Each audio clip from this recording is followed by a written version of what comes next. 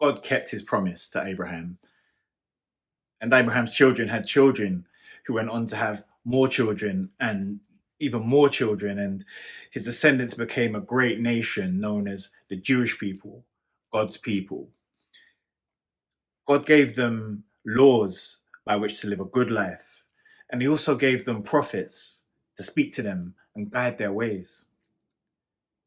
God spoke to a prophet many years later named Samuel, and he told Samuel to go to Bethlehem and find a man named Jesse, because one of Jesse's sons would be the next king of the Jewish people, God's people. So Samuel goes to Bethlehem and meets this Jesse, and Jesse presents him with his firstborn son. Now, this man was strapping. He was in good shape. He was handsome. He was tall. So Sammy was like, "Yeah, this guy looks like a king. This guy fits. This guy looks the part." And God said, "Nah, you've got it twisted. You're looking at the outside. You're looking at the surface level. I see the heart." So Samuel then met all of Jesse's other sons, 6 other sons he met, and God didn't pick any of them. So Samuel was confused by this because he'd come all the way to Bethlehem and hadn't found this king. So Samuel asks Jesse, he says, "Do you have another son?" And Jesse says, yeah, my youngest son David. He's just out in the field, looking after the sheep."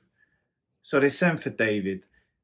David comes round, and straight away God says to Samuel, "Yes, this man will be the king of the Jewish people, my people." And also straight away, God's spirit came upon David and stayed with David for the rest of his life.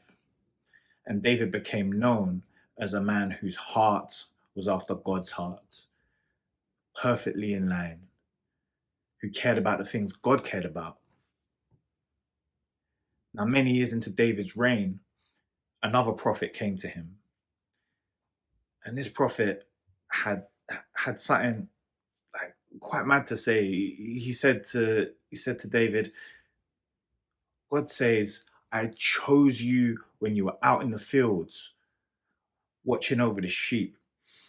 I've watched over you. I've been with you. I've protected you from your enemies. And now I'm going to give you this one promise. One of your descendants is going to become the king that I have chosen to rule forever." David was a bit taken aback by this. So he went away from there and he prayed. He said, "God, who on earth am I that you would give me this promise? I know that whatever you say is true. God, I believe you. So do just as you said, so that the whole world will know that you are God."